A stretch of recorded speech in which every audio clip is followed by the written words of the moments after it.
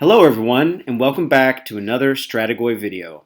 Ryan here with yet another tournament report. It seems like these just don't stop happening. Hopefully you guys out there enjoy them. But even though this was my first tournament, is that true? Yeah, after Worlds. This is we're not quite in the new GHB yet on this video. Or for this tournament. This is a special occasion for me because even though I love having Nick on the channel to talk about our tournaments, Nick wasn't there this time, unfortunately. They ran out of places at the tournament, and instead I've got one of my best friends from the scene, especially from the Belgian scene, David Verbinnen. He's here with us today, and not only is he a lovely guy and has been a nice buddy to bump into on the tournament scene, even though we've only played against each other once, but he happened to win this tournament, so he's the perfect guest to have on for this tournament coverage. David, how are you doing today? Oh wow, what an intro. Thank you, Ryan. Yeah. I'm very stoked to be here. Very happy to be here. And now that I hear you mention it, we've bumped in each other so many times if we only played once against each other. Right. And It's that crazy to think about. what's funny about that is the actual literal first tournament report I ever did on this channel was of the event that we played at, which was in Antwerp back in like February of 22 or so, where I was playing my Teclis Plus Storm Drake Guard in Settlers Gain Cities list, and you were playing Soulblight still. Yes, I was playing my Freddy and the Wolf list. Oh, nice. Yeah, right. And that was one of those games that could have gone either way, and I went for a risky move, and it ended up not paying off for me. But you fairly squarely won that one. How did you end up doing at that tournament, by the way? Do you remember? In Antwerp? Yeah, Yeah, that was just I definitely lost the first game. Mm-hmm. Yeah, I remember pretty well because I lost the first game against back then. It was just the new Aina Deepkin book, Oh yeah.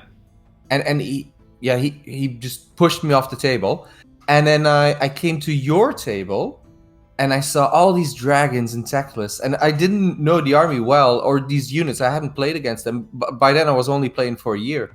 And I remember going to the TO saying, like, am I mismatched? Like, how did I end up in this matchup? Right.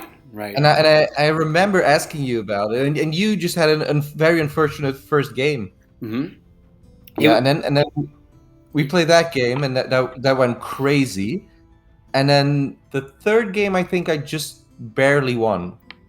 Okay. But the only thing I remember from them was our game because it was just crazy. Yeah, that was, I guess, yeah, that was my favorite game of that tournament. But the first game was actually against Jonas, the host of this channel, who, at that point, we hadn't ever played against each other outside of his house. And then I was visiting him in the day before in preparation for the tournament, having no idea that we'd end up playing against each other in the first round. And then we found that out kind of last minute. And so we played 3 games in a row against each other that Saturday, Sunday, because the tournament was on Sunday. So that was pretty fun. And then we both had Teclis, and I think it just kind of came down to priority or the way things played out. But yeah. It was a fun tournament regardless. That's how we met each other, and then seeing each other. You come to the Netherlands quite often. I would say you're probably the most frequent Belgian, or at least Flemish Belgian, that comes to the Dutch scene tournaments. Would you say that's fair? Yeah, I think so. I don't think since I started going to the Bloodstorm events that are in Eindhoven, Yeah. I haven't missed one. Yeah. I really like the scene there. They're all very friendly people, always very well organized, and I've always went back again. Yeah. So, and yeah, I remember also at the Dutch Masters, or not the Dutch Masters. It was the last one in Eindhoven that I went to, maybe, which was Bloodstorm in January, where we were all staying at that hotel for the GT, and then you dropped by and had dinner with us, which was really lovely too. So, hopefully, you've gotten to know some of the Dutch players a little bit better. I know you're pretty integrated in your own scene at this point, but yeah, man, are you coming to the teams tournament in September? at Schiphol? Yes, we will. That's awesome. Yeah. Okay, so more to cover down the road, but let me go ahead and just do the rest of the intro here, and then we're going to jump straight into the tournament. Okay, so for those of you guys at home, just as a friendly reminder, please check out the Discord, check out the comment section, and leave some comments. Like, share, subscribe, all that good stuff. Really helps get the channel's word out there. We're almost at 2,000 subscribers now, so we're going to be throwing a little mini table talk party whenever we do hit that, and fielding some extra questions, maybe doing something extra for the community. So let's see if we can push it over to 2,000 pretty soon. All right, so moving on to kind of our overview of what we do in these talks. Obviously, we're going to review the tournament in general. Then we're going to be taking a look at the Army list, first David's and then mine. And then we'll talk about our matchups. We actually had 2 overlapping matchups. I thought we only had 1, but it turns out we had 2. So Oh yeah, we both played the Skaven player and the Ogre player. yes, we Yes. traded places on those. So we're going to be able Yes. to kind of do this even faster than I thought. And then we'll be concluding it out with just some big thoughts about moving forward and all that. All right, so when we do the tournament review, we have 3 different topics here. We usually talk about it kind of in general, then the meta, and then the experience. So in looking at the in general part here, so this was at the HQ Gaming Club, which is in Sint Niklaas, Belgium. It's kind of situated in a convenient for everyone but me area between Antwerp, Ghent, and Brussels. David, would you say that most people came by car? Because my story is a little crazy why I ended up being late and everything that day. But Yeah. is that why everyone was able to get there pretty easily? Is that most people in Belgium have a car? I wouldn't say most people in Belgium have a car, but definitely for that location, most people were by car because they on the tournament website they advised a parking lot, and that parking lot was just full with just us. Okay, gotcha. So yeah, I think 90% were by car. Yeah, so the last time, I mean, the first few times I'd played in Antwerp were hosted by Michael, who at the time of this recording, a video is the judge that we had on for AOS Worlds coverage. So you guys will be familiar with him from that. But Michael had hosted 2 events that I went to, one of which was that tournament David and I were just speaking about. And those are always relatively easy to get to from like the center of Antwerp. I always find I can just stay at Jonas's place or a hotel and get there relatively easily. And then he was going to host another one that was even closer to where Jonas lives. That got canceled because we didn't quite get enough people signed up for that tournament. But so I had it in my head that I was going to be able to get to this easily. For some reason, I didn't look it up. I thought Sint Niklaas was going to be relatively accessible, and it was on a Sunday, and I didn't realize until I'd already booked my train tickets, and then I had planned a whole weekend with Jonas. I was walking up to his door at like 1:30 in the afternoon the day before, and then saw, like, I was like, oh, I should look up what the route is to get to this club, and it was like, oh, it's going to take you an hour and a half. And by public transportation, like a bus that who knows if it's actually running, and then like the Belgian Open or what's it called, the line, The land, yeah. What am I trying to say, a public transportation system was giving me different information than the Google Maps, and I was like, I don't know if I'm even going to make it on time. And then I had a train ticket that if I stayed to the end of the tournament, I wasn't going to be able to get back on that train and maybe even out of Belgium on time. So, unfortunately, it all worked out. I had told Michael on my way in that I was going to be walking in like 2 minutes after they were supposed to be starting. And then when I got there, everyone was like greeting me and saying hi. Like I knew half the people anyway. So it was a positive vibe. No one seemed to be pissed at me, but next time, I'm definitely going to make sure I go with Nick and use his car or someone else's car. But you drive around to all these tournaments yourself, right? And you had a weird story kind of going into this tournament, like with a music festival. Can you tell everyone about that a little bit? Oh yeah, so so I did not know about this tournament until pretty late, and it was actually weird that I still got in. But I actually already had tickets for an alternative music festival. Yeah. So which went on Thursday, Friday, and Saturday, and then Saturday night after the last band played, Me and my wife jumped in the car. It was already past midnight. Drove back home 2 hours, and then woke up a few hours later to drive to this tournament. And how long is that drive for you from Ghent? Oh, Sint Niklaas. This is actually, for me, this is actually the closest tournament I've been to. Okay. This is 20, maybe 25 minutes. Okay, not too bad. No. So it's even closer than Bruges?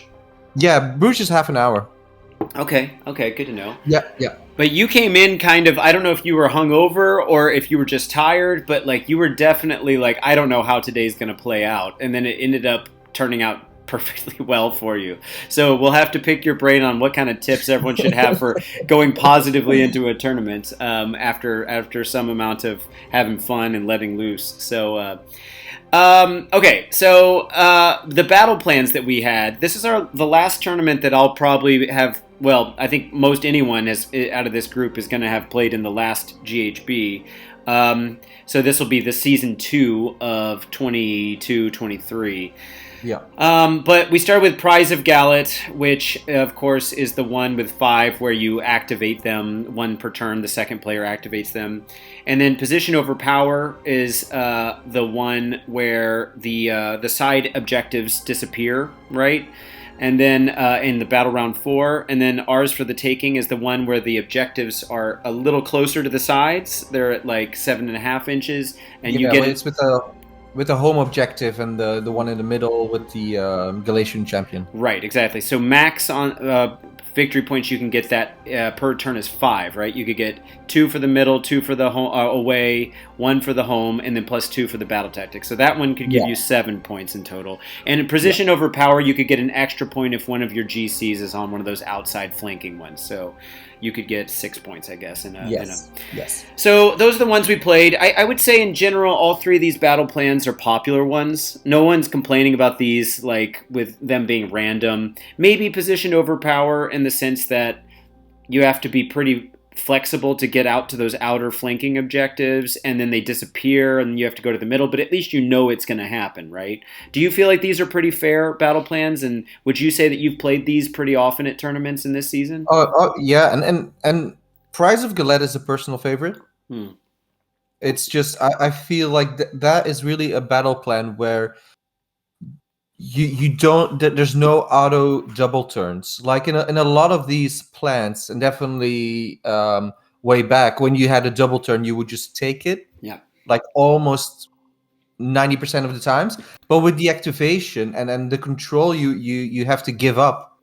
I think this is a very interesting one where a double turn is just gets the dimension that it should get. Yeah, you know, the funny thing I've always found about, and I agree with your argument on this, because eventually if you don't take the second turn, like if you choose to double turn, you know you're giving up control of which one turns on, of course, and that's every single turn that happens. But one of the things that I've always found is a little disingenuous by the way some other people represent the battle plans that want you to kind of have to weigh that option is they always say, okay, well, going second is better. Sure, but in a double turn, for one of those 2 turns, you are going second. Now, granted, you might be giving it up for a bit if the dice aren't in your favor. But if you know that double turn is just going to mean you're kicking the crap out of someone, especially if you're a shooting army or a magic army that's in perfect range to do everything you need to do, I feel like that's not that much of a punishment to give up that choice anymore. It depends on how the momentum's going. But I do agree. Yeah. I do agree with you, especially like Jaws of Gallet. I feel like the other one that had 5, but then one of them fell in every turn, and the second person got to decide that. I feel like that was more brutal than which one's on. I don't know why I feel that way. Maybe because once it's gone, your whole army might be camped out there, and then you have to walk somewhere else. Whereas this one is more, if you already had something great, you already had it, and then you have to go capture something else, which is different, right? At least you still have the one that you were already sitting on. I don't know. What are your thoughts on that stuff? Do you feel like you usually play armies that really need a double turn to make the most of what they do? I don't think of you as a shooting guy. Maybe your Skaven's list. No, I'm just definitely also with this list. I really play for control. Yeah. So I really want to. I would never take the double turn in this matchup. Never. Yeah. Yeah. because I always want to control what's activating. So for me, it's the opposite. Sure. And that's fair. That's fair too. Like if you're at a deficit, like you're a castle army that really Yeah. needs to control that pace. Like when I was playing the Lumineth Techless build, I was definitely trying to go second. To try to make sure I was keeping control of stuff. So I totally get that. And definitely because in turn 1 you cannot choose your home objective. Right. That activates from turn 2, and I think that's a very important one to have. Right. I kind of wish they would have gone one further and said you couldn't activate either of the home objectives until turn 3. Oh yeah. Because then it would really force everyone into the middle and to spread out a bit more. But anyway, it is what it is. Okay, let's take a look at the meta. Now, this got a little confusing for us. We tried to kind of figure this out. On the slides, I've updated them since I sent them to you, buddy, but it was originally 18 players, but we were kind of in discussion that it might have actually been 16 at the end. And this is kind of a constructive criticism for the tournament in general, is that if I could wish for one thing, I wish that we had more digital records of everything that happened. Granted, we all signed up on tabletop, what's it called? Tabletop tournaments or T3 or whatever. Yeah, T3. Yeah, and it's great for signing people up, but a lot of times when you submit your list, tournament organizers, and this is not a critique of this tournament in particular, I've seen this at many tournaments, don't go back and change which army you said you were going to sign up for. So they almost never do. Yeah, so like it'll show you the standings at the end, but like you don't know if the armies that are on those standings are even the right armies for the people. And then sometimes if someone dropped or someone swapped out for someone, you don't end up seeing that on there either, because let's say there was a reserve player last minute. They don't have to reserve in T3 in order to be in the system. They just do it locally at the tournament. And then maybe the person that was swapped out ends up taking like 12th place or something, even though they weren't even there that day. So we had a bit of that was kind of going on, and we didn't have a separate report of who was playing what. We also didn't get to see the lists ahead of time, which is fair enough, but it makes it hard to check people's lists during the tournament. Because sometimes, you don't want to waste time talking about what's it called? Command traits and all these crazy rules that might be going on. You might say, I know the gist of your army, tell me the basics I might overlook. And then while you're kind of waiting for them to deploy or whatever, you can be studying their list on your phone or something. That's what I often do. It was harder to do in this scenario because if they didn't print out a list, you really had to just trust that everything was fair and stuff, which it's fine. Like I think you were telling me this was the first tournament of this organizing club, right? I think so. Yeah. So I mean, but again, that's the only negative criticism I really have of this tournament, and I think they can easily make it smoother next time. Ultimately, I had a great time at the tournament, so I don't want that to sound like I'm complaining too much there. But yeah. How do you feel about all the stuff that I just weighed in on there? Is there anything else you want to add to that? No, that it's exactly what it is. It was a good atmosphere. Everybody was friendly. It was all going very smoothly. But I'm also always dependent on like a digital backlog of everything, and not having that was very annoying at times. Because I would do the same thing. I would just check lists, or you're at the break, but you already know who you're going to be playing. Yeah. You can just already check the list on your phone, and just by the time everybody has eaten or had drinks or had chats, you can just go. Yeah, exactly. And that was just not happening. So yeah. Right. So a little bit more about the player base. It was mostly local from what I could tell. Like, do you have a sense for who drove the furthest to get there? Other than me? Obviously, I was furthest away. David Verbinnen was there, but he should also just be maximum an hour to get there. Okay. I think you must have come furthest. Yeah, definitely. Yeah. All the way from Amsterdam. Yeah, definitely, Yeah. No doubt. I think everybody except you was Belgian. Right. And then it was a mix of competitiveness and experience levels, which totally makes sense for like a first tournament, local, 16 or 18 players, whatever the case it was. And I see this a lot in Flanders, where the competitiveness is sometimes kind of at a mid level as compared to maybe what you'd see. I haven't been to one of those tournaments in Ath, in Wallonia, in the French speaking part of Belgium, but my understanding is those tournaments have a much kind of more consistently competitive level because of just kind of the meta that they have down there in the French speaking part. And Michael and I were talking about this on the judges discussion or a couple days ago that's about to go live. And then Jonas and I have also talked about on the chat about the possibility of Flanders having a world's team or being its own entity for competitiveness. I know a number of you guys are making teams more regularly now. You guys went to Osnabrück for one or two teams, right? It was an 8-person team or a 2 8-person people teams?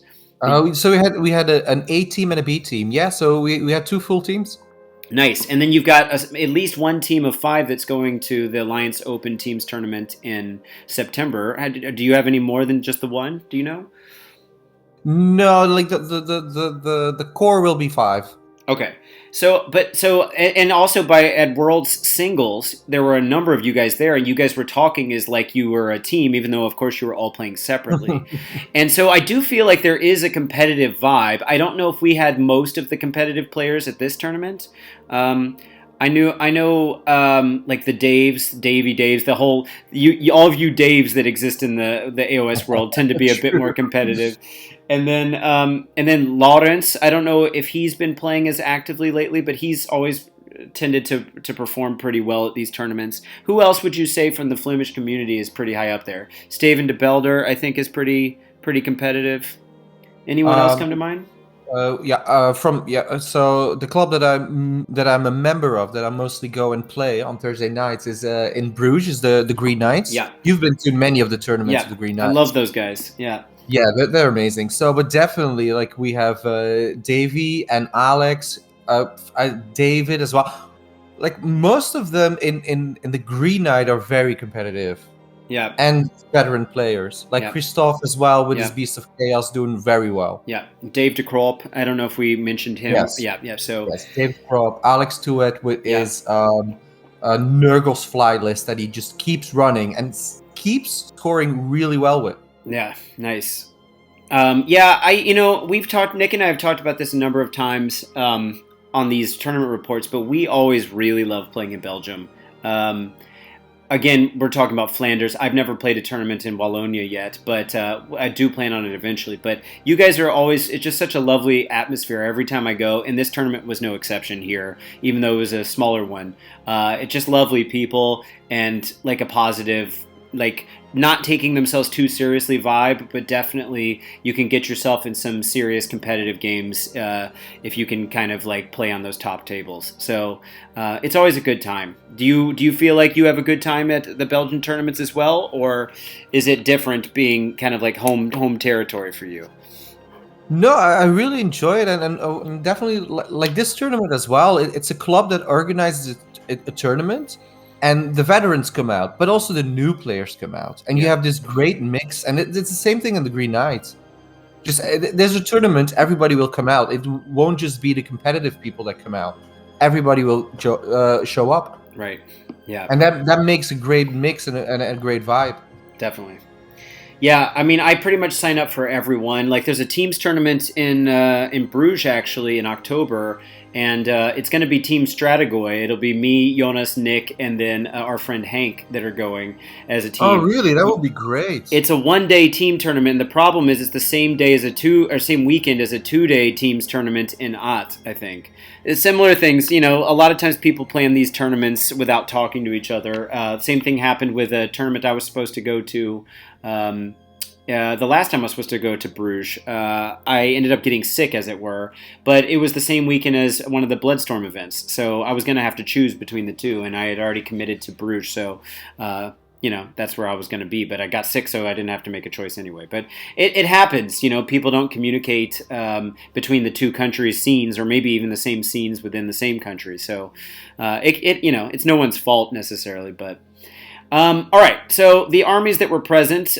This is was I updated this, David, to say definitely there and maybe there, and so this is what I think. I'm pretty sure was there was an Ideneth player. I could have sworn I saw Ideneth units.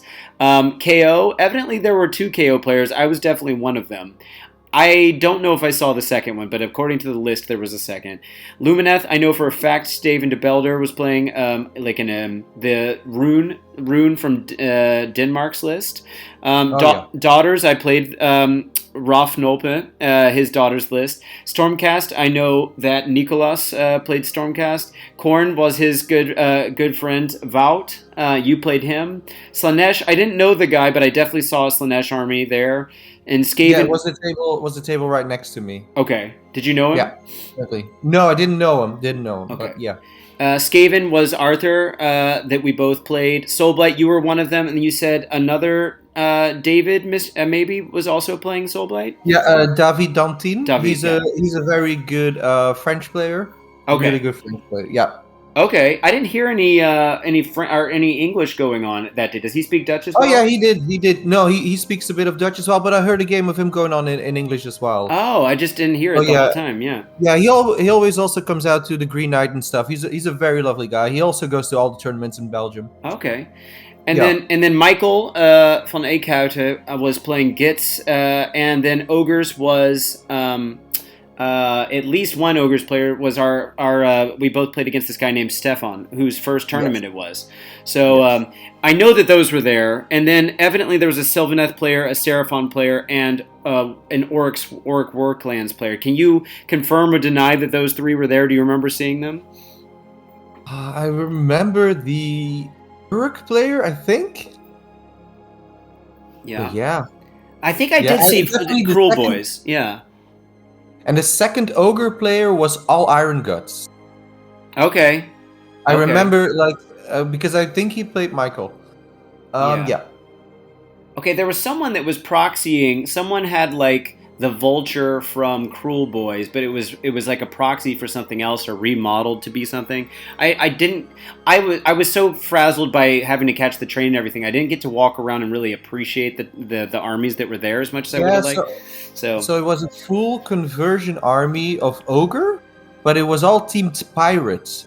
So he was sitting on that Vulture, but that was painted like a parrot. And then the other Ogre was sitting on the Ideneth Turtle. That's why. That's what you think was an Ideneth model, but it was an Ogre model. It was all pirates. Okay, fair enough. So that's probably what was happening. I knew I saw an Ideneth turtle, and that turtle's not supposed to be used as anything else. But it's very, very, very piratey. I get it because there's that whole Buccaneers pirate Ogre unit, so it makes sense. Okay, and that was Psalm, right? Yeah. I think that might have been some. Okay, okay. Let's move on to the experience. As far as tables, food, atmosphere, I said there was nice presentation, clean venue, which always goes a long way. It was a small club, but it was okay. The part of town it was in was very sleepy, but this is also true of the club I've played in a couple times in Mechelen, where if you go on a Sunday, nothing's open, and it's just people hanging out on their balconies or whatever in the area. But that's fine. They had food and stuff inside, and I would say that the food selection and drink selection as well, and the prices were all reasonable. I had a pizza that was definitely bigger than I would have expected for how little I paid for it. So that was nice. And then, like we've already kind of mentioned, the atmosphere was very friendly, and the vibe was as well. Do you have anything you want to add to that? No, it was just as you said. Prices was super reasonable for a club. Yeah, and and all the judges were not. The guy who organized it came over, had some chats as well. No, everybody was super chill. Yeah, Davey was the guy who organized it, and he was super lovely to me the whole time. And I felt very welcome there by everyone. And also, like you were saying, the guys that were just kind of helping run the club, I don't know if they were officially TOs. Some of them were working the bar and the counter a little bit, but every single one of them was really nice. So can't say enough nice things, and I would definitely go back to this tournament. I just need to have a car next time. so maybe I'll get you to pick me up. Who knows? Or maybe I'll come the night before, play a game with you, and then you can drive me over there. So we'll have to organize something. something. That would be great. Yeah. Okay, and then personal results. I actually added this in. Whether you agree with this or not, I don't know, but I think this is kind of your sentiment. For me, I said it went mostly as hoped, but I had some bad luck in the first game. And then for you, you ended up kind of surprised by the strength of your army, and I think you even mentioned to me at some point that it almost kind of seemed unfair how strong it was. But I know you had a tough last matchup. Do I have that about right? Yeah, it was just I really didn't expect this at all. Yeah. To have this result at the end, like one game in, and I realized, oh, this list is way better than I thought. Yeah. Yeah. So I mean, let's go on to the list then. I think we're ready. Do you have anything else you want to add before we jump into those? No, that's great. No. All right, let's do it. So, I've got, this is the best art I could find for the situation, which was a corpse cart and some zombies, which seemed to make sense here. Tell us a little bit about your list. Hopefully I don't have any typos on here. Walk us through stuff. All right, so I'm not playing Legion of Blood Neferata. That's maybe the most important thing. I'm playing Legion of Night with my boy, Freddy. Yeah. Manfred from Karstein. I've played him ever since 3rd edition, every Soulblight army I played. I just love him, and I think his rules are a lot better now. But so as a general, I have the Vampire Lord on Zombie Dragon. Mm-hmm. And he's of course taking the Deadlands, he's taking the Baits. Mm-hmm. For the people that don't know, that's the command trait for the Legion of Night that gives in turn 1, +1 to save and +1 to ward save to all summonables. Which helps a lot getting charged in the first turn and getting Alpha Striked in the first turn when you have 120 zombies on the field. Yeah. And then, Manfred is here, of course. A small Vampire Lord. He's just a great GC, but that's just for now because GHB is going to change. Mm-hmm. The Necromancer is always there because the lore of Dead Mages is just amazing. When you've invested enough points in it that it's like 100 or 100 plus zombies, you have to bring at least one corpse card, I think. Yeah. And then, because I just finished painting them, I put in the Ashy Kurgan True Blades. Yeah. Who turned out amazing. They were really amazing in this tournament. Okay, so it's 180 points for 20 wounds. Yeah. And on a 3+, you give Strike Last. It's just really good. Is it 20 wounds? How do they get up to 20? Because I know. So they're with 8. Yeah. And I'm gonna have to recount this. No, 6 of them have 2 wounds each. Then the leader has 4, and the beast has 4. Okay, that does it. Yeah. Oh yeah, that's 20. Yeah, there you go. Cool. Yep. Yeah, they're one of those Warcry warbands that turned into an actually pretty good unit, right? Yeah, I really like him. Yeah. All right. We've got the what am I trying to say here? The bait is the extra ward and save on turn 1. Now, you were mentioning that the ward is obviously great because it's doubling the effectiveness. And what is the save on the zombies now? Is it 6 or nothing? It's a 6, so it goes to 5, but it doesn't really matter. It's really to stop that strong alpha or that really big charge in the beginning. Okay. Because mostly when you see so many zombies, you want to.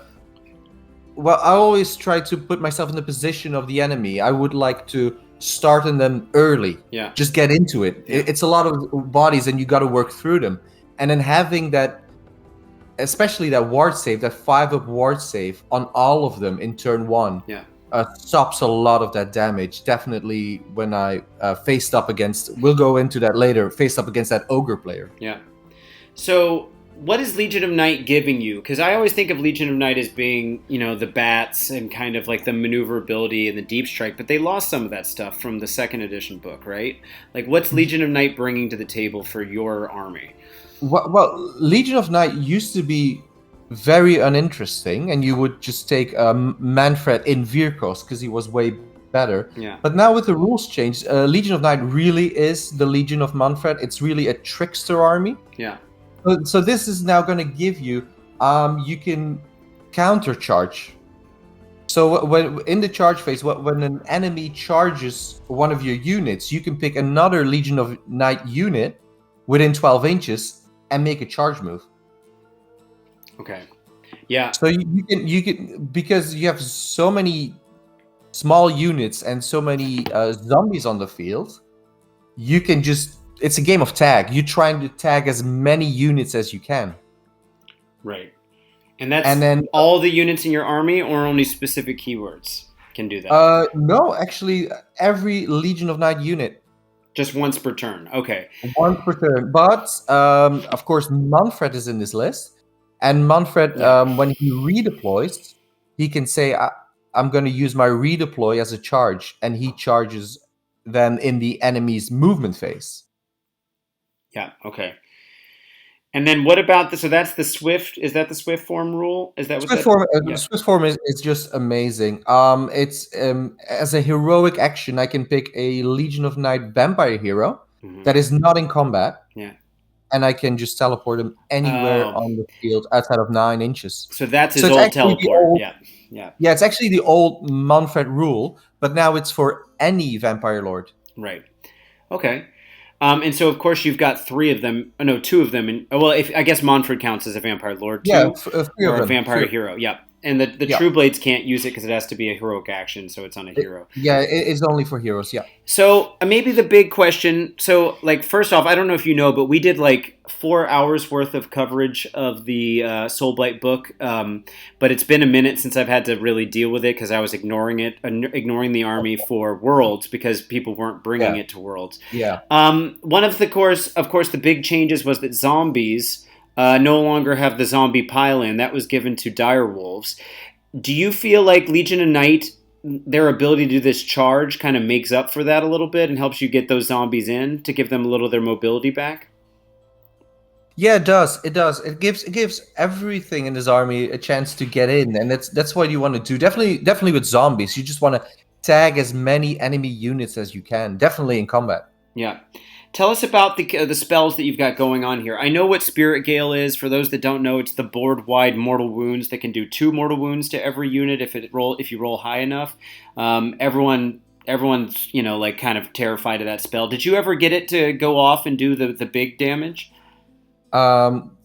Again, so that was really big against the Skaven player. It went off twice on an unmodified 9, so it was 4 mortal wounds to his entire army. Oh man, yeah, and against Skaven, that can be enough to wipe out all those heroes. Yeah, that's all the small characters are pretty much gone. Yeah, but the rest of the game, did you get any good spirit galing off, or was that the rest of the tournament? I mean, just 1 or twice, and maybe just 1 mortal wound.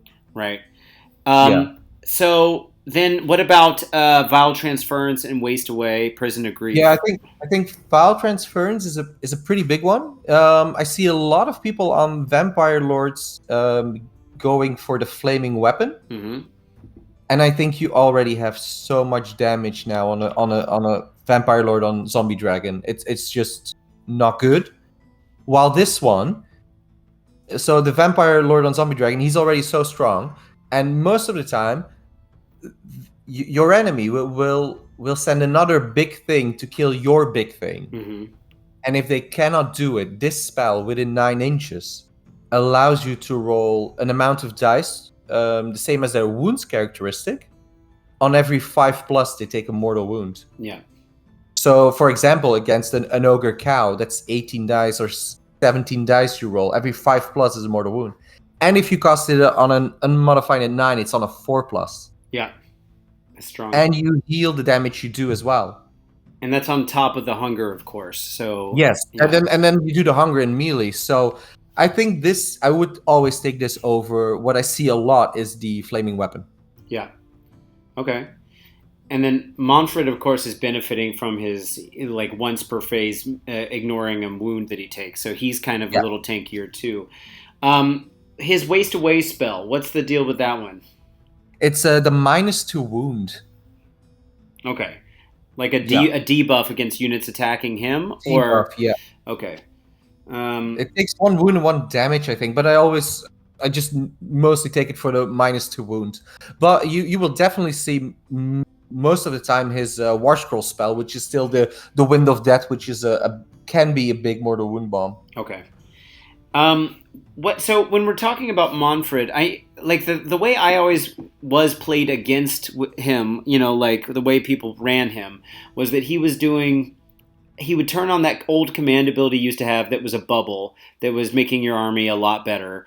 And then he would teleport to go put himself around that bubble and he'd just keep teleporting to give the buffs to the places they needed to be on the table at any given moment. Now, how do you play with him now? Because he's not giving that bubble anymore, right? He can still do the teleport, that the heroic action you were talking about. But, yeah, he's way less of a support piece now, and he's just out there doing his own thing more. Yeah. It's just he goes for those small heroes, those out of place units, and most of the time he just finishes off what is stuck in combat with just the horde of zombies. Yeah. Because he used to give up this buff and he just needed to stand there, but then he also had his second buff when he kills something with his Geist for his sword. He would give +1 attack to all the summoner balls around him. Yeah. But you never get to use it. Right. Because or your zombies would already be dead, or your summoners would already be dead, the target would already be slain. But now, because when he charges, he has strike first. He will do his damage first, get that buff automatically off, and then the rest goes in. I didn't think about that when we were talking about him in the Battle Tome review. Because it's strike first on the charge. Yeah. And then at least one other unit is going to get to benefit from that before. All units within 9 inches. Now, how hard is it to get your 1 million zombies you have within that Holy Within bubble of it says 12 inches. I'm looking at it right at 12 inches, so it's even better. But how hard is it to get enough of them in that you're actually making the most of that ability? I mean, how often did that go off for you? And then who's really getting to benefit from it usually? Is it like one big block of 40? We're talking about 2 blocks of 20? What are we looking at? Yeah, it's going to be the smaller blocks of 20. Yeah. The bigger block. So I have 1 block of 40. Yeah. They will always be there will always be the corpse card in the middle of that big blob of 40, and then all the units of 20, they will just be dispersed over the field, and just see where he is most needed. Yeah. Okay. But I don't think even with the corpse card, the damage output from the zombies was very underwhelming. But them dying was just amazing. Gotcha. All right, the Necromancer obviously lost his ability to do the Macabre's Dance or whatever. Doesn't do the same thing it once did, where you fought twice every time you did it. It's just a once per battle round, I guess, hero phase fighting, right? It doesn't double up every turn that they get to fight twice until your next hero phase. How often did you actually use that? Sorry, right? So his spell is changed. Yeah. So you can no longer do this. So the spell now is that you can fight in the hero phase. Yeah, that's what I was saying. But I mean, I mean, because it's in your hero phase and it's a spell, that means they only get to fight an extra time once per battle round instead of twice. Like say formerly with the rule, you could get double turned or whatever. And so, and your zombies are stuck in combat. They'd get to fight twice in that turn that you cast it, and then they'd get to fight twice in the next turn because they still had Danse Macabre on. But now it's been pulled back a little bit, so they only get to fight if they're already within 3 inches in the hero phase. So I guess I'm wondering, how often did that actually happen, that becomes the main spell the Necromancer's used for, in place of the Prison of Grief maybe, or some Mystic Shield or whatever else you might want to use him for? Not a lot. It would be just to take off that last bit of wounds that is on something they're stuck in combat with, just to get loose.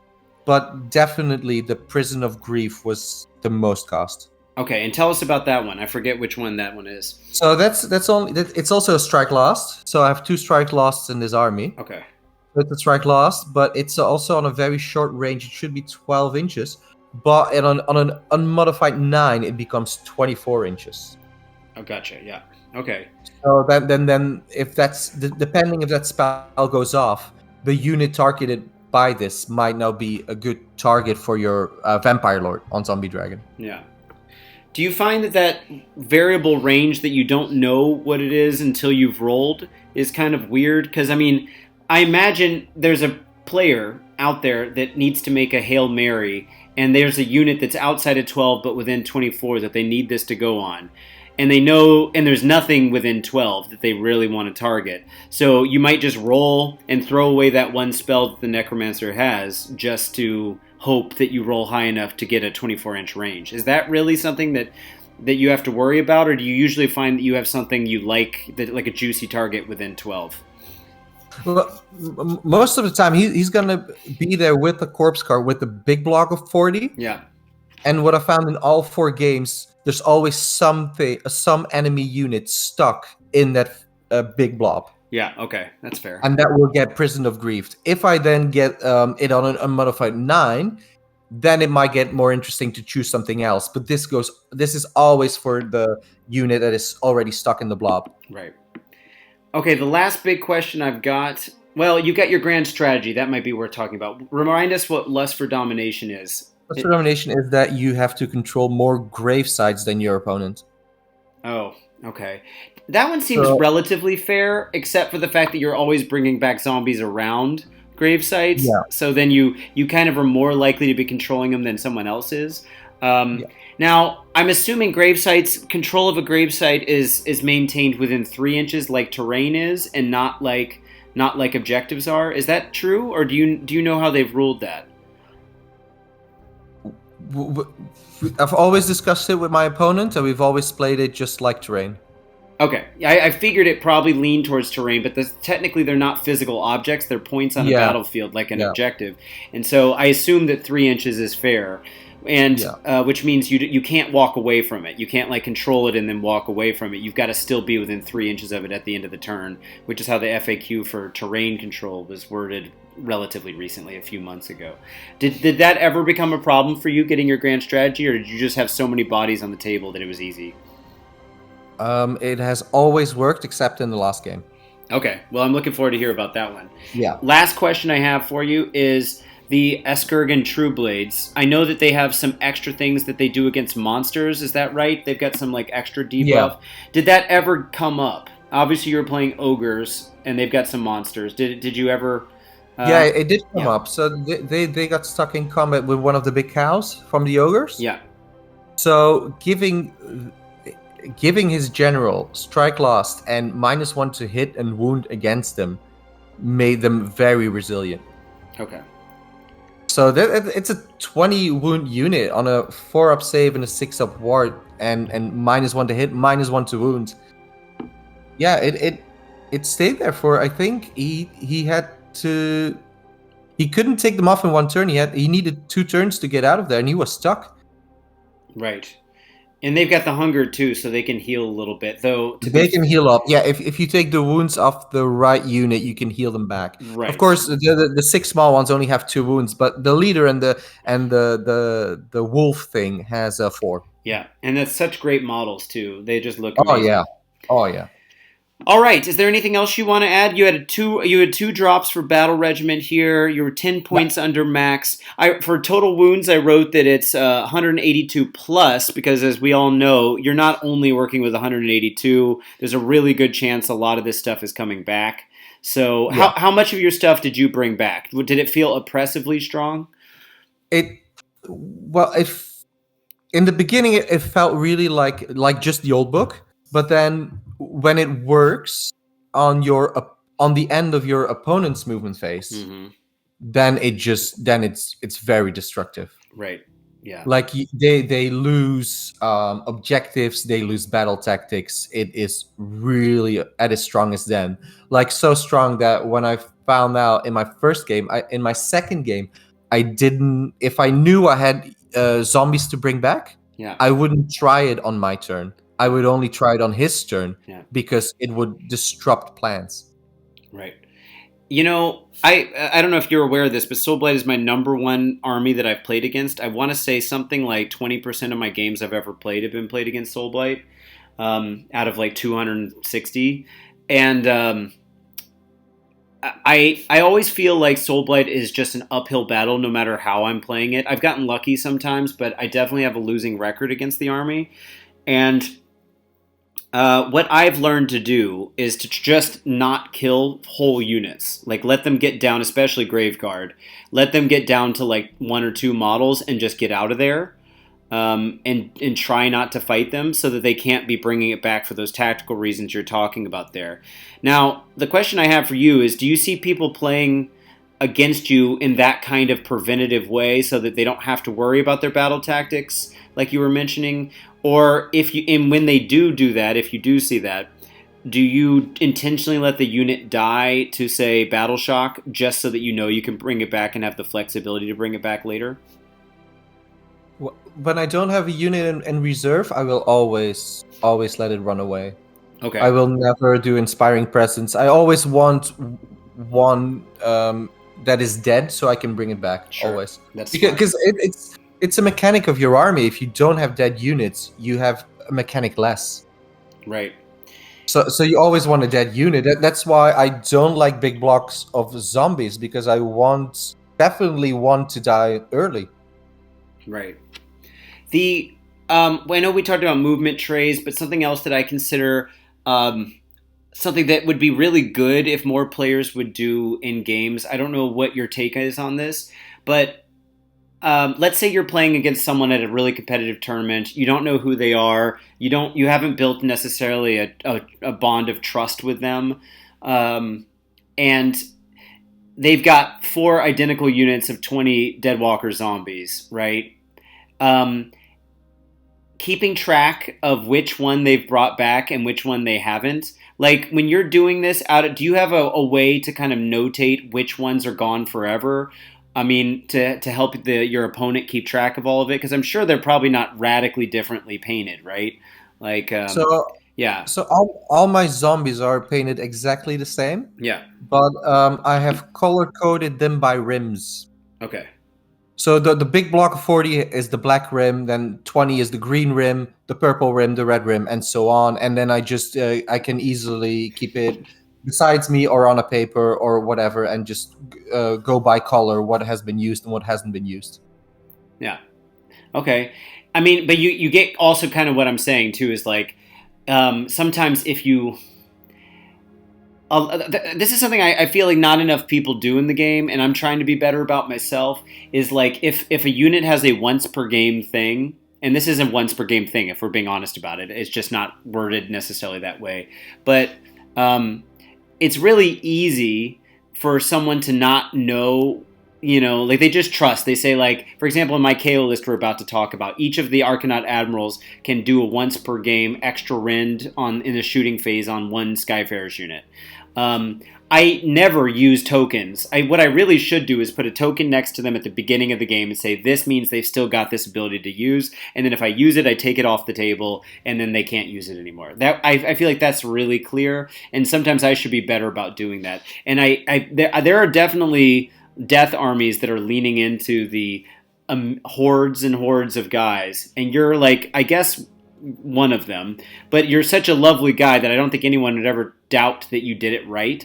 But I just feel like this is one of those armies that really would benefit from knowing for a fact that that those units, like, someone didn't accidentally bring that unit back twice. Not necessarily that they're cheating, but you know what I mean. So I'm just always thinking about this with these kinds of armies, and it can make such a difference with those battle tactics if someone does it wrong. That I could see that being a feel bad. Yeah, definitely. But definitely, what I've learned from this tournament is that the color differentiation in rims wasn't bright enough. So first of all, I thought about using movement trays in different colors. Yeah.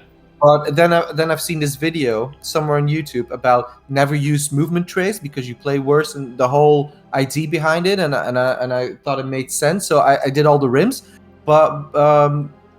For my next tournament, I will definitely all paint them in brighter differences. Yeah. And I also want to keep cards next to the table with those colors, and then just when the ability is used, take that card off the table. That's fair. Yeah, that's good. That's better. But the purple was too dark with the black, I felt, and I'm gonna fix that. Yeah. Not, and this isn't a complaint about you. I'm just thinking about how much I dislike playing against hordes in No, but general. also Yeah, for me as well. It plays faster. that's fair. That's fair. So down below, one of the things I list on these that you don't see on like the War Scroll Builder, of which that's definitely my preferred format of all the standard formats for list building. But I always put total bodies, which I also should have put a plus sign next to, and total models. Total models, of course, doesn't mean a whole lot for people, but I think it's always nice to see how many things you had to paint to get ready for this game. And like, I know you play Skaven, but I don't know. I don't know you as a Horde Skaven player. I don't know. Maybe you do because we haven't played each other with Skaven. Is this generally speaking about the upper limit of how many models you tend to bring to a tournament?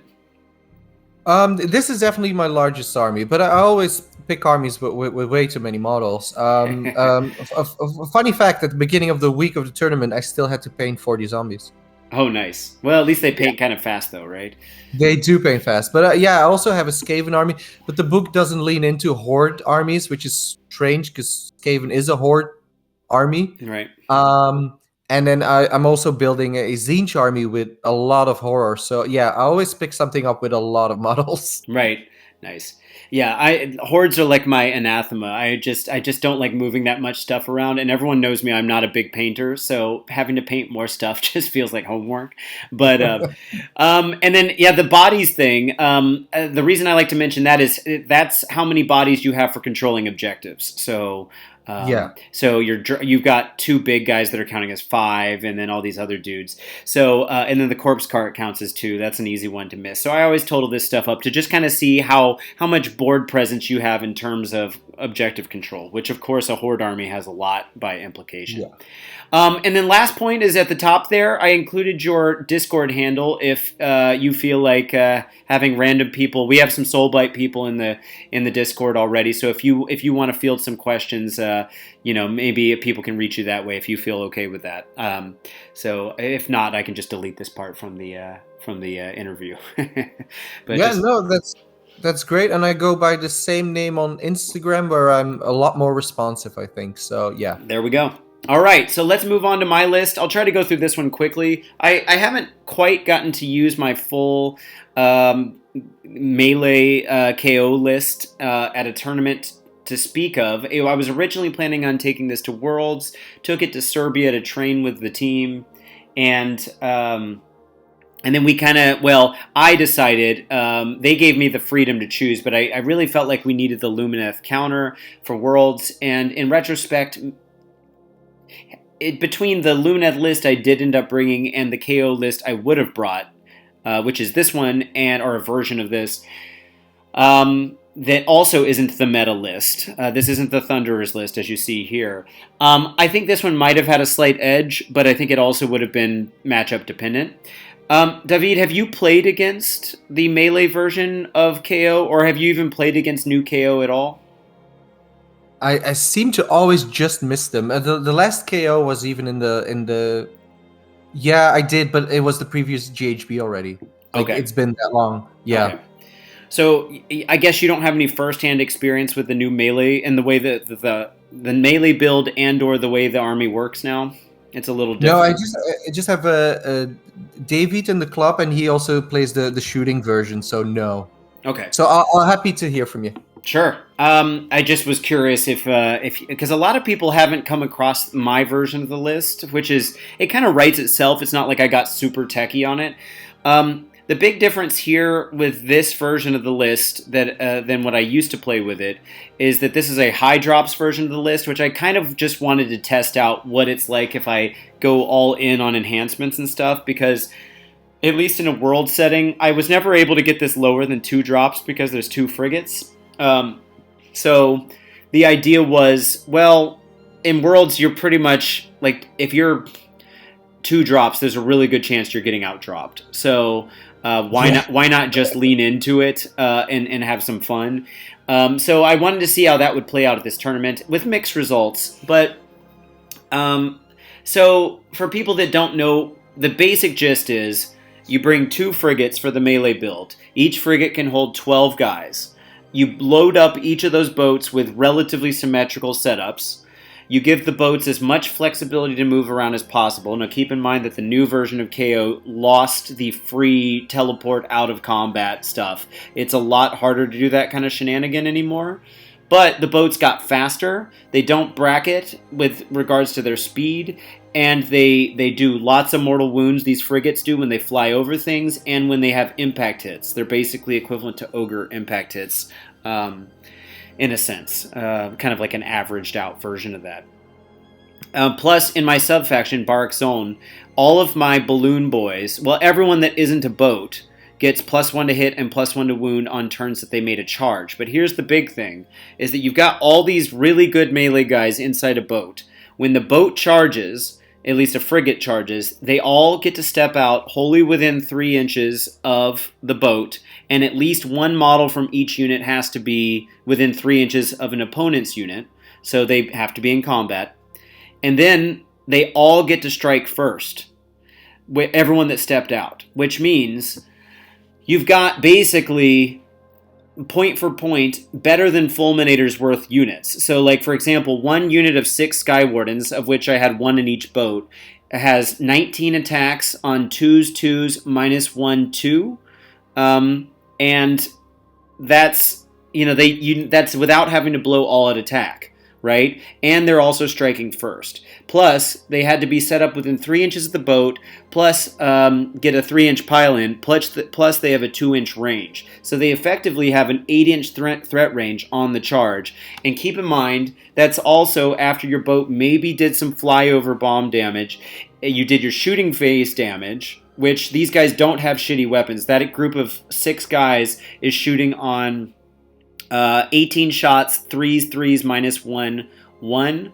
But you can easily make it 2s, 3s, -2, 1 if you do a pair of buffs, of course. And that's basically your guaranteed way to clear your screens, so that if they're trying to screen you out from getting the most with that 8-inch pile-in you're essentially doing and striking first, that you still get to do what you want to do. And then, of course, there's the impact hits of the boat. So it's the kind of thing that can really catch people off guard. One, because people aren't expecting KO to do melee damage.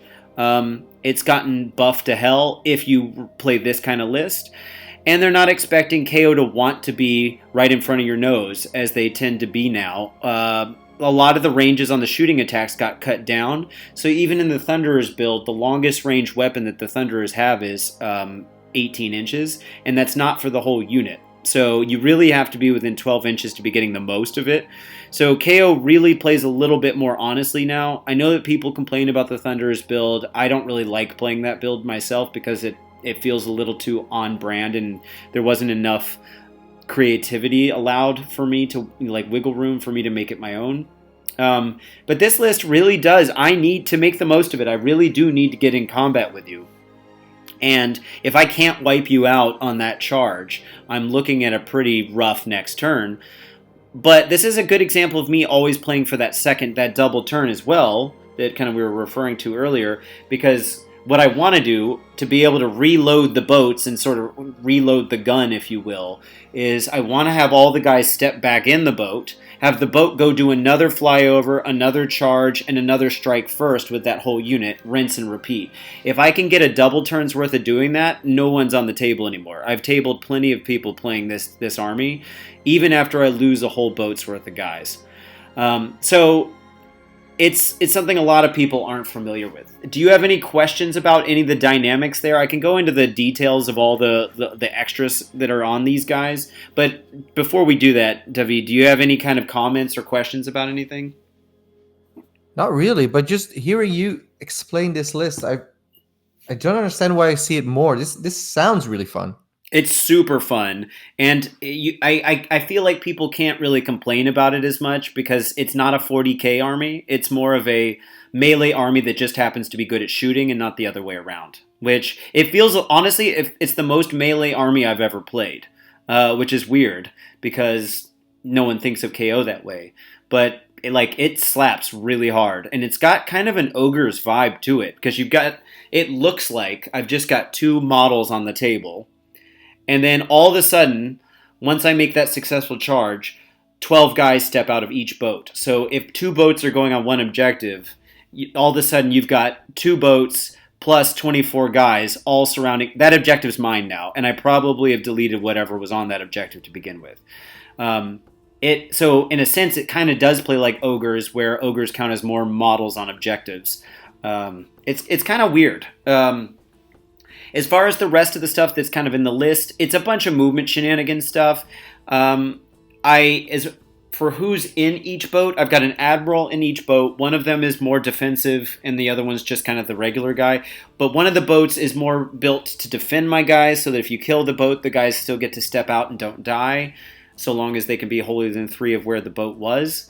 Usually, if they have to step out of the boat from the boat exploding, they can't be within combat also. So they have to step on the other side of the boat, or else they die as well.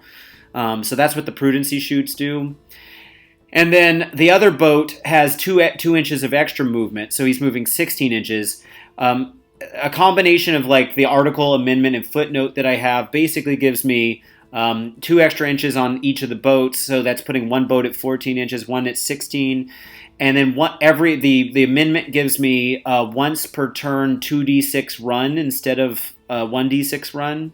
And then another one, and I can also make that run and shoot, run and charge with one boat. And then the footnote is giving me a once per game 3d6 run from 18 inches. So, and plus I've got a Triumph is Bloodthirsty and only 1965 points. So there's a pretty decent chance I'm getting a reroll. Plus I could also do, that 3d6 charge or whatever. So I pretty much am guaranteed to get in when I need to get in.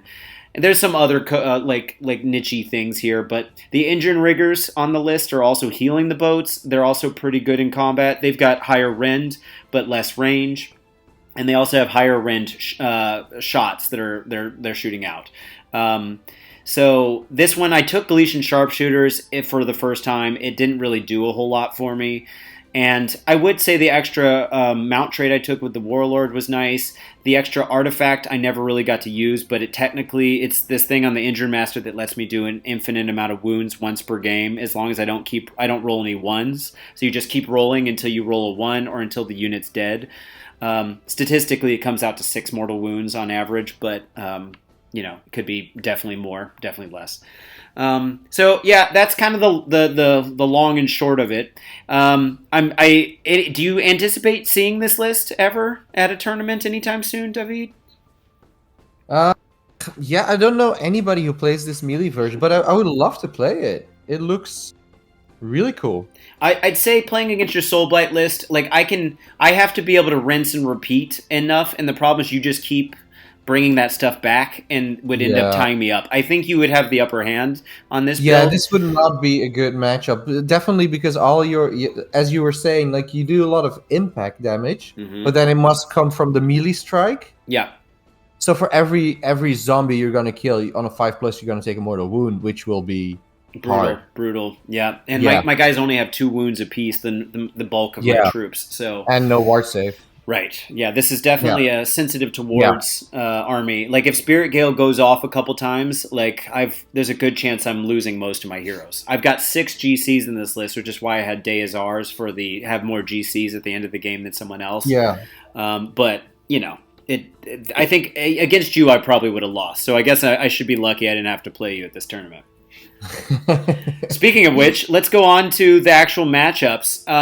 I used the Skaven, the Stormfiend here, because we both ended up playing Skaven. We both playing against Skaven. We both play Skaven personally. I myself less than you, but I have a very specific Skaven build of 4 Warp Lightning Cannons build, which is pretty fun. Yeah, I just figured that would be the most logical picture to have on here, even though you're, of course, playing Soulblight. So, like we referenced earlier, we both ended up playing a Skaven player, that was Arthur, and then we both played Stefan, the Ogre's player, and then we each played one army different from each other. So what I figured maybe we would do is we'd have your first matchup, and then instead of doing my first matchup, I would talk about my game against that player, and then we'll do the Ogres the same way, and then we'll round out by having you talk about Khorne, and I'll talk about Doc. How's that sound? Yeah, sounds great. Yeah, good. Cool. So tell us about this Skaven list and what that game was like. This was on Prize of Gallet. Yeah, so for me, this was my first game. It was Prize of Gala. It was against Arthur, Yeah. a lovely guy. But as I mentioned before, I just came from a 3-day festival, and halfway this game, I just realized I had to like really toughen up and be like, wake up and like start playing because I was down by a lot of points. But yeah, so he had the. I was really surprised by because I don't play this kind of Skaven list. I was really surprised by the big block of 30 Storm Vermin, fully buffed and double that frenzy, just go through everything. Yeah. And it's actually a good counter against the zombies because it doesn't matter if he takes mortal wounds by killing them in melee. They're already dead. They're fighting on their death frenzy. Right. So yeah, and then I remember using my swift form a lot in this game because he has a lot of mortal wound shooting, which is hard for me to counter. So I just because I play cannons myself, and he also has the warlock Giselles, and so I put my general slightly out of position and all the way to one flank. Yeah. So he put all his shooting units just across it, and then I gave him first turn and used my hero face to put the Vampire Lord on the other side of the board. Nice. So yeah, so that's really the power of Legion of Night. What did he have left at the end of the game? I think I couldn't catch. I think I rolled a charge 3 times to catch the not the Storm Vermin, the other guys. The Storm Fiends. Yeah, Storm Fiends. Yeah. I just couldn't catch them, and they kept teleporting. Okay. But besides that, I think, and his general was somewhere stuck in combat. But so stuck in combat that it didn't matter anymore because he couldn't move to an objective. Yeah. So yeah, but great game, really lovely guy, and I really needed to up my game because I was behind a lot of points early. Yeah. So what did you end up scoring tournament points wise, like on a normal 20-0 kind of spectrum? I think it should have been something like a 416. Okay. Yeah. And you went 3-0 at this, so it was 16-4, right? You got the 16 of the... 16-4, yeah. 16-4, yeah. Okay, cool. This was against Arthur was my second game, and that first game was a pretty rough game for me, so I went into this one not knowing how this was going to play out and what kind of day it was going to be. Plus, my head was kind of in a different place with having to travel and everything. I think the threats against my list, like his shooting, I took out really fast because I knew that was one of my big threats. We were playing the position over power, where the 2 flank objectives, which obviously he had set up his gnaw holes so that he could get over there a little bit more easily. But then I just teleported over there and turned those off by being within 3 inches, or flew over there. And, a lot of the movement shenanigans things just didn't end up working out in his favor. Like, one of my boats went over and took out the Storm Fiends on one of those side objectives, like, immediately. And the other boat went over to the other one and managed to use... I have this command trait that lets me move at the end of the enemy movement phase, a full normal move, which for this boat was 14 inches, I believe, so long as that boat... is not within 12 inches of any enemy unit. So he was going to get to fire with a Warp Lightning Cannon and didn't get to at all because of, me moving out of range. And so I felt bad because I love Warp Lightning Cannons, and I totally denied his... And then the next turn I just killed it. So he never got to use the thing, which is a real big bummer. But it was kind of a movement shenanigan thing. And then what ended up happening is in my next turn or whatever, I failed a charge to go get into some of his juicier units in the backfield. And then he did exactly what you were talking about, where he surrounded me with that 30 block of Storm Vermin and then the Warbringer. And he killed that whole boat and surrounded it in such a way that even though I could legally step out, I couldn't do so within 3 inches. And so he just took out half my army in that one go.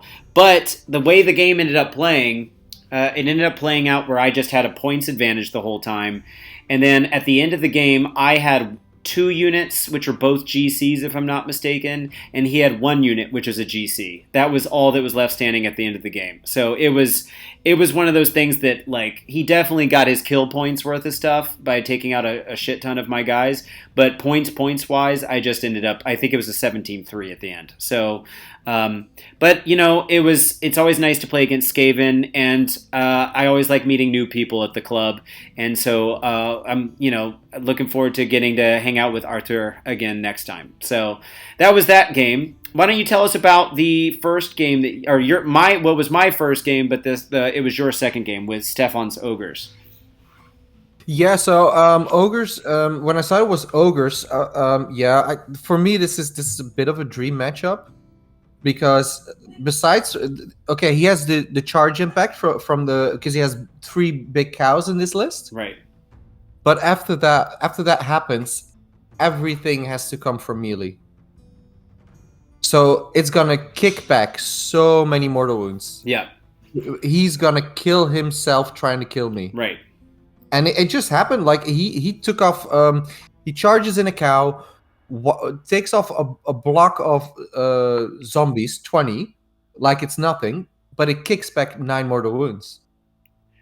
Right. And it's just not worth it. And it's just chipping damage, and everything is tagged. And then my 2 big heroes, the zombie dragon and Manfred, can just fly around the field like nothing stopping them and just taking the objectives.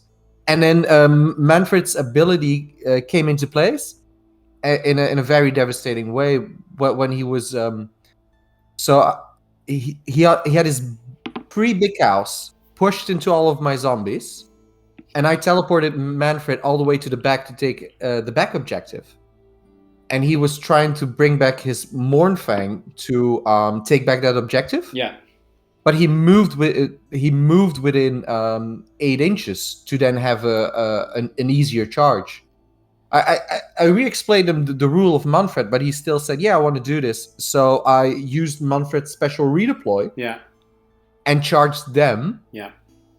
Manfred cannot take them off the field, but he will also not die. And now these Mournfang are stuck in combat on no objective. Right. And that's devastating. Yep. Yeah, especially. And then everywhere on the front line, where the heroes are all teleported out to somewhere else, everywhere he's stuck on the front line, he's killing zombies. And while he's killing them, I'm popping them up everywhere else on the field because he's killing them. Yeah. So for me, like 90% pure melee army is just a dream. It's just a dream. Yeah, and they just don't have the bodies. Like they don't have the removal to get rid of your key units. Like that, you've got so many screens, and then they just keep coming back, and you've got so much mobility that, yeah, he's just gonna have such a hard time. Everyone talked about ogres and beast claw being like overwhelmingly good. I think that they're a relatively fair army to play against. Like they're definitely a victim to the rock paper scissors game. Like they're really good into their good matchups, but their bad matchups, I feel like they really suffer. That said, yeah, I think once there's like this amount of screen, once there's like at least 100 bodies on the field, the ogres it's just gone. They need to go into that elite army, just charge in and wipe it, and when there's too many bodies, they just cannot handle it. Right. Yeah. They're that all things considered, though, I think Stefan did a good job for his first tournament. Definitely. Like there were like definitely things that, I mean, he beat me. So like just keeping it real, I went 5-15 against him. So like he won fair and square on that. But there's a lot of things that someone who just plays a lot more tournaments is more aware of. And whenever I play someone that's like, well, I try to be this way all the time if I can. Even at Worlds, I was a bit this way. But I try to, like, if there's something they're going to make, like, not a huge mistake, but like something that they... I believe in takebacks, especially with someone like this that's doing their first one and trying to have a good time and who's just friendly the whole time. He was a great sport to play against. So I'm sure you like. Hopefully, he took. What was the final score with you guys? Was it a big win for you? Yeah, that would definitely. When I compare, that would definitely be 20-0. Yeah, and I'm sure he took it well. I mean, he seemed like We took a it very well. We positive were guy. cracking jokes. We found out we were into the same music. Well, we had a lovely time, and also it's an ogre game, so it's a fast game. Sure. Either you win, you lose, and it's fast. So there was a lot of time for explanation, and I definitely, like I just said, with the Manfred rule, every time he did something like that, I would explain him what he did and what I could do in counter, and still let him decide if he would just move an inch or not. Right. Yeah, our game actually wasn't that slow, or that fast. I mean, we also ended up. So we were playing on the first game of the day, so that was Prize of Gallet, and I outdropped me, of course, because I had a million drops, and he gave me the first turn.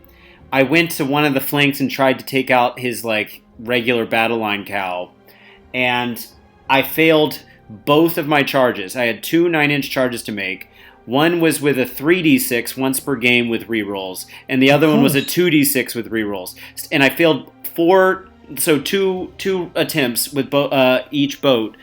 I failed all four of those. If I hadn't, wow. the game would have played out totally differently. Oh yeah. But it just didn't work out. So my alpha, I was just a sitting duck for the rest of his cows. Now, fortunately, his big guy, his main Frostlord, was on the whole other side of the table and barely got to do anything. So at the end of the game, it was just his Frostlord on one side of the table trying to chase two.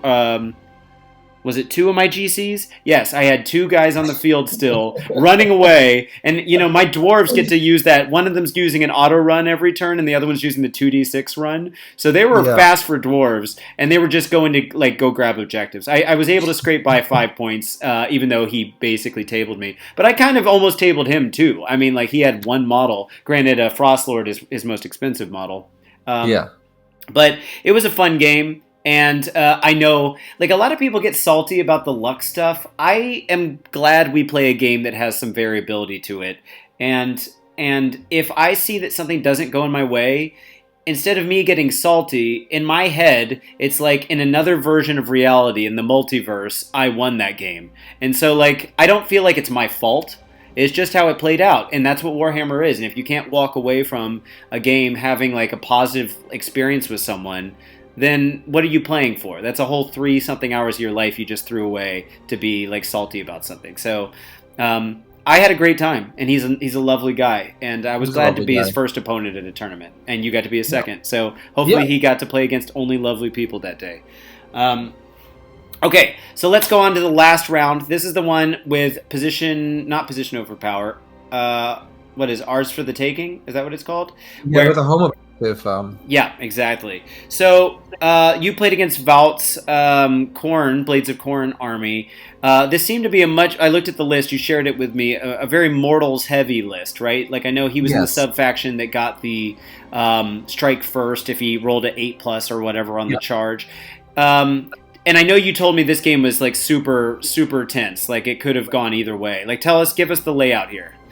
Yeah, because we've met a few times and we've talked a lot on tournaments, but we never faced each other. And recently we were actually talking to each other about playing a doubles together. Oh, nice. But that then didn't work out and stuff. But yeah, we've always been talking to each other, and we also are buddies on Instagram. So it was actually very fun to play this. And I walked up to him and said, "Finally, it's our moment." And he said, "Oh, this is my first final on like a tournament." And I said, "Oh great, it's also my first final on a tournament." So that was great. But then we started explaining lists to each other, and we really very fast realized that we were kind of doing the same thing. Yeah. With him having the when I kill a unit of his, he rolls dice on a 5+, I take mortal wounds, and then my zombies do the same thing. Yeah. And this list is it's the block of 20 blood warriors. It's so resilient. They have 2 wounds each, so there's 40 wounds on them. They have this great save, and then you need to spend a lot of attacks to do some damage. And every 6-up save, you take another mortal wound. Right. So I wanted to really stay away from this. So what I've tried constantly in the game, and what has worked for most of the game, was because they were because they were reinforced. he also had to use them as a screen in this list, which meant they were very stretched out. So I've always kept them in place by tagging them from each end by a group of zombies. So he could not pile in towards any of them. So he would only get a max of like 5 models per unit, which these guys are very resilient, but they don't do the damage. So my zombies would stay alive. It's a bit the name of the game for this whole game. It was just everything stays alive and not much moves. I remember like first turn, nobody charged into each other. It was like a stare off, a game of chicken. Because we knew all the extra effects that were going to go off. And then he also had, as a general, he had the Boom Thirster, who just went absolutely boom. Right. Oh, okay. What did he kill? What did he take out? I think the big block, the 40 zombie block, in one go. Oh wow! But then, of course, the kickback was of course suicide. That was the end. Right. Yeah, because they don't. Because then I roll like 30 dice every 5+ is a mortal wound. Right, and they don't get that ward save, those demon units. I guess that's his only demon in that army. But no, because they have to be outside of range. Yeah. Yeah. No, they don't get it. Yeah, I mean, because your whole army is trying to be up close, so yeah, you're implicitly turning it off if you're getting to do damage, except for maybe magic. And then it was constantly a game of chicken. Nobody really dared to charge each other because they know all the effects. We knew we would be in combat forever, and even like because in Legion of Night the Vampire Lord isn't that crazy strong, and these saves on these mortal corn units are nothing to mess with. Right. And then when I felt I had the game, he spiked the cannon. Oh. And took out Manfred. That's insane. I actually would run an army with multiple cannons because I actually think they're pretty interesting.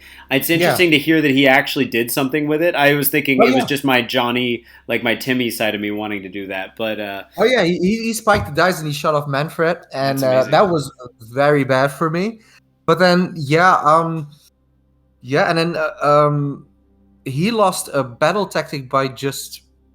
But because zombies came back on the objective, so he lost the battle tactic, and then I needed to score eye for an eye, and I charged in my zombie dragon, and he did 2 damage.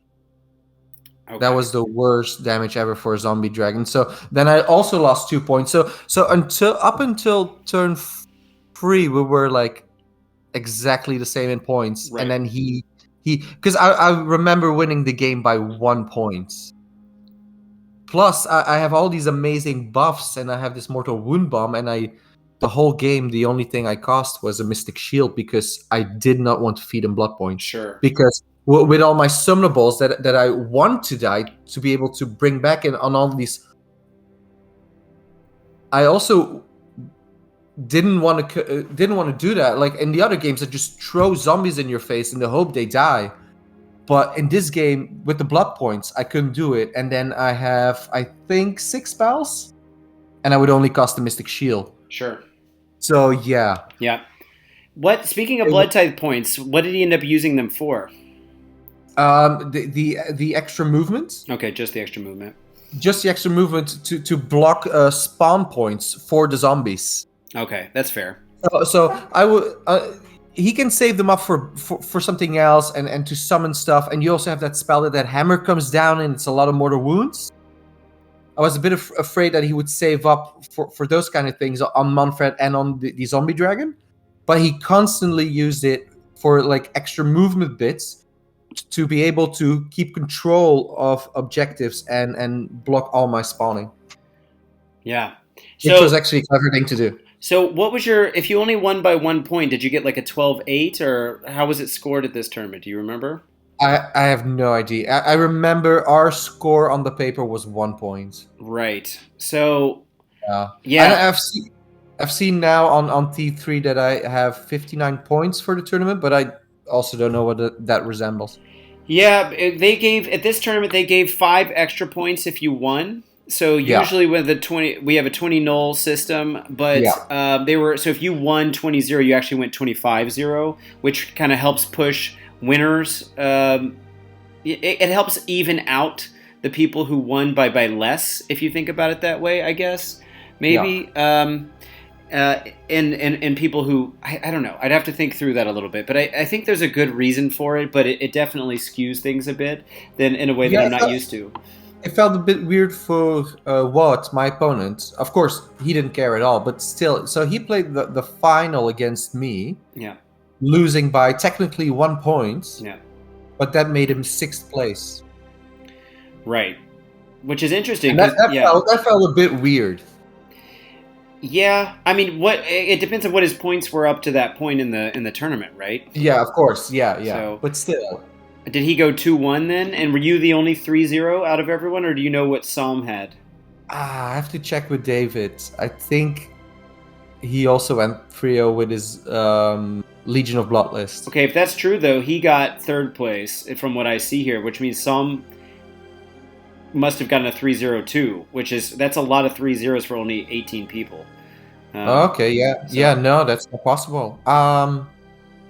Yeah. I don't know. Yeah, but I mean, it could be that this is wrong because it's I wasn't there for the tournament. The what am I trying to say? The award ceremony because I had to skip town to get back on a train. So I missed out. I would have maybe taken notes or something if I had been there. But we know who won. That's for sure. You ended up taking first place. So no question about that. So I think you might have even said to me that that was one of the best games you've ever played at a tournament. Is that? Do I have that Oh, right? we played until the last minute for. I think we went even a bit overtime. They just allowed it because it was the final. Yeah. But it was just like we played for every point.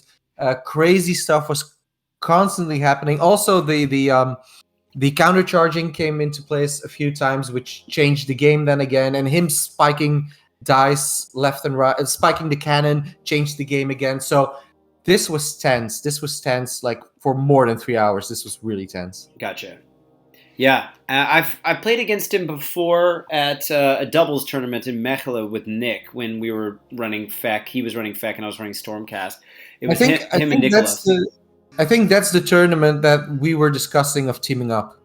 Okay. Was that recent? No, that was they had a recent one, but I didn't make it to that one because there was another Oh, tournament. okay, yeah, no, it was a year no, before okay. that. Yeah. Oh, no. So, real quickly, my last game was against my buddy Rolf Nope. He is one of the guys who runs the tournaments, if not the guy who runs the tournaments in Mechelen. And last time I played one of those tournaments, we played the last game of the tournament and had a similar result. He was playing ogres then, and this time he was playing Marathi and mixed snakes, as I like to say. I don't know if Rolf had any experience with the new KO. I don't think he had, and oftentimes the Marathi build is really brutal for me, but I feel like everything kind of went in my favor, including like me catching Rolf a bit off guard with not knowing what all was possible. So, for example, when I have this mission where the two objectives are the home and away objectives are as far apart as possible, I usually send one boat all the way to one and the other one to the other, and I don't go for the middle. I did do a little bit of going for the middle on this one, but I was trying to bait out Marathi, and he had this giant block of like, I guess 10 or 15 spear snakes, and after I took out some stuff on one of the flanks, he came in. And the funny thing is, in most of my games, I never got to do the full assault boat thing, where I, go in, step out, and do the rinse and repeat stuff. I got pretty alphaed in a number of my games despite my positioning. And he went in with a giant block of spear snakes, and he barely killed anything. Because when you charge the boat, everyone inside's at -1 to hit, +1 to save, and my unit's actually pretty good in melee. Plus, I was just far enough away that he couldn't get the whole unit into combat. And so by the end of the next, I think actually I had a hero phase fighting with the Galician, like the heroic action that you could do with the Galician champion, and I ended up clearing out the rest of that unit in time for my boat to be free to get away from his next charge. And long story short, I deployed in such a way and kind of kept the boat far enough away from Marathi that even though she tied up one of the boats, she never took out that second boat, and I managed to keep putting 3 wounds on her every turn until she was dead. And by the end of it, it ended up tabling his army. Oh wow! Which doesn't usually happen for me with Marathi, but I think if he had played against my list a few more times, he would have probably played it a little differently, and I just caught him a little unawares. But every time I'm playing against Ruff, it's super positive, and we have a good time together. And especially, I was very appreciative that the game ended early because it allowed me to get on that train home.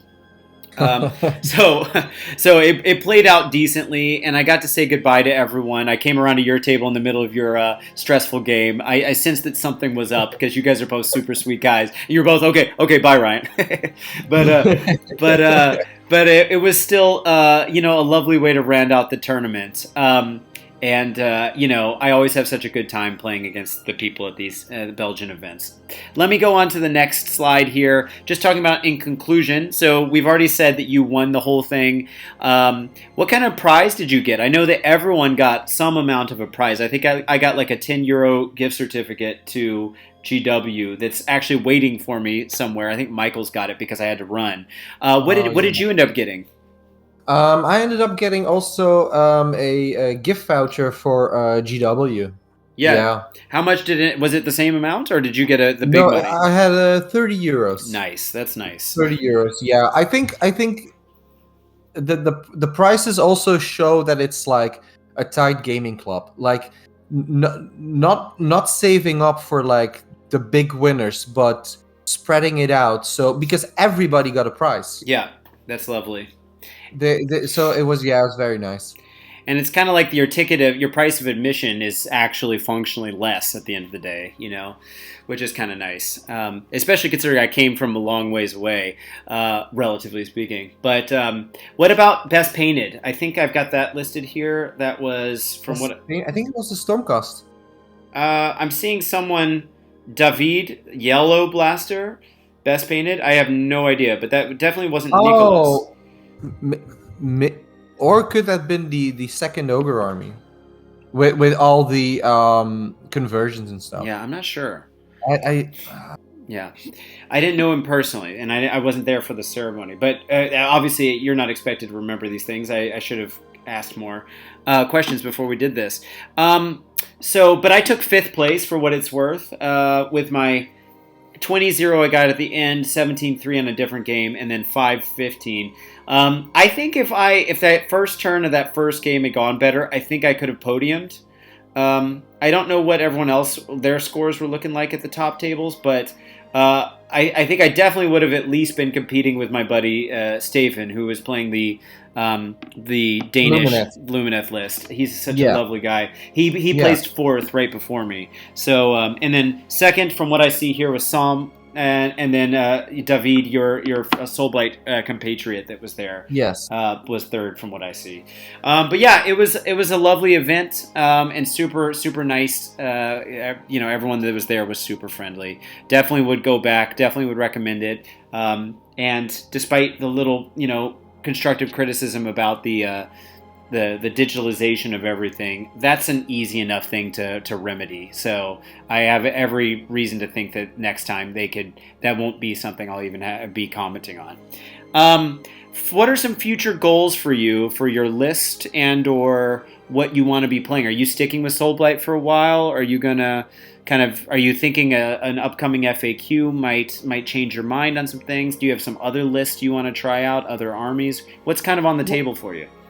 Well, in for the new JHB, I definitely want to keep playing the list that I have, but I do want to, if it's true, and it will, but still, everything is like we can speculate as much as we can about as much as we want about the new JHB, but it will have to play out. But if it really becomes really magic heavy, I'm really looking at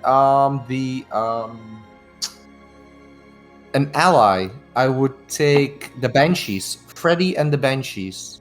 I would call the list Oh, nice. because it's 100 point ally that I can easily get into the list, Okay. and they have the spell ignore for everything. Every friendly unit within 12 inches. Oh, really? Okay. So you put them in the middle of the blob, and yeah, everything has you. No, you. It's not like a spell ignore with one dice. It's like an extra dispel. So if the effect goes off, you can once again roll a dispel. That's right. Yeah. And That's what it is. Yeah, yeah. But if it really becomes magic heavy, I would definitely consider this. And then I've painted yesterday the Malevolent Maelstrom. Yeah. Mm-hmm. I think it looks really good in combination with Manfred. Sure. Because you can just in the hero phase teleport Manfred within range, drop the spell, then the Wind of Death will kill. Definitely, if it's an army with 1 wound models, this spell tends to kill 6 models, Mm-hmm. and then you still have the Spirit Gale as a backup to kill something, and then the spell instantly results doing another Mortal Wound Bomb. Yeah, the trick is you don't want him to be around it. What's its setup range? 8 inches? No. It's set up, and it explodes at the end of the phase that the counter hits 6. But at the end of that hero phase, you also move all endless spells. That's true. So you move it even further away and just let it explode. Yeah, I'm wondering what they're going to rule on who gets to choose the order. So usually, so in your turn, clearly you can choose the order that those go off. You can move it first and then it can explode. But I'm wondering if it happens at the end of the other player's movement or hero phase, if they would say, well, it's my turn, I get to choose what goes off.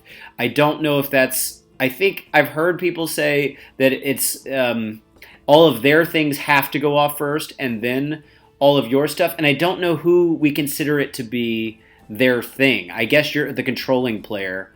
Yeah, but definitely the combo that I was talking about now was in my hero phase. So yeah, for sure. I'm just thinking out loud. Yeah. I got you. Yeah, that's cool. I think it's an interesting spell. Plus, it's also like you used to have to build it up, and then it could not go off. But now every time it's removed, it explodes. Right. Yeah. So it has like a built-in failsafe. So yeah. That sounds cool. That's an interesting spell. It's all going to depend on points. Yep. I'm also not too worried about points. I think the Vampire Lord on Zombie Dragon could definitely go up by 20 points. But Manfred has been really underplayed, so I don't think they will touch him. Right. Okay. Fair enough. Yeah.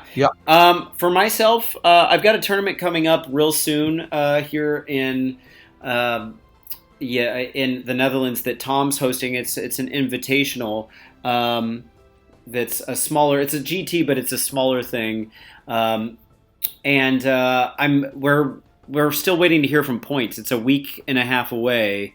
And we're still waiting to hear from points on the list. So I'm kind of sitting in limbo right now. I don't know what's going to survive in the KO list. Fortunately, a lot of the stuff that I bring isn't what's probably going to get price hikes because, I'm not the popular stuff. Yeah, I'm not playing the Thunderers list. But it could also end up being enough to kind of mess with my situation. Mm-hmm. So I don't know. We'll have to see. I'm definitely bringing the KO list unless it gets nerfed to hell for that tournament. And then after that, as everyone on the channel knows, I'm trying to squeeze in as much cities as possible between now and when the new cities book comes out because I'm really afraid a lot of stuff's going to get nerfed and or change so much that it's an unrecognizable army to me. So I've been off cities for a while now, but I want to get back into playing a few builds before they go away for potentially forever. So that's kind of what's going on. Anyway, we've been going for almost, we started the call at almost 2 hours ago at this point, but I think the video is Oh probably wow. an hour and 45. So it's gone by fast, buddy. Thank you so much for being on the channel for the first time. You're a great guest to have, and you know what you're talking about.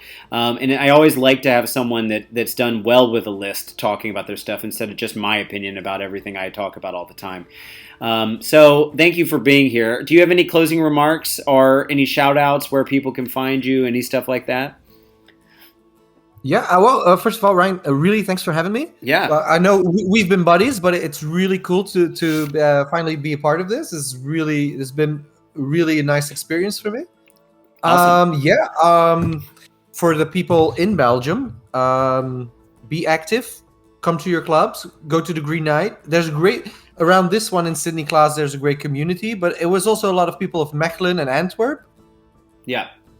And yeah, if you wanna, you can put my link up there. I will try to answer. I'm not that active on Discord, but definitely Nurtjes on Instagram. I'm very active on, so you can always reach me. Yeah, and for the people that don't know what he just said, we've got it typed out for you so you can, because not everyone speaks Dutch or Flemish. Yeah, So well, yeah, yeah. It's also not a real word, so yeah, right, right. that makes it even harder. Yeah. Well, thanks again. Thanks again for making the time to do this, buddy. And we'll get you on here again some other time to talk, pick your brain about some stuff, maybe for Skaven stuff. Who knows? Yeah, that would be great if they finally get a full 3.0 book, or maybe by then a 4.0 book. Yeah, I know you were hoping for some stuff with this new recent release, but or then the model. What is it? The announcement or whatever of the Warcry or whatever it is. But it turned out probably a little underwhelming for you, I imagine.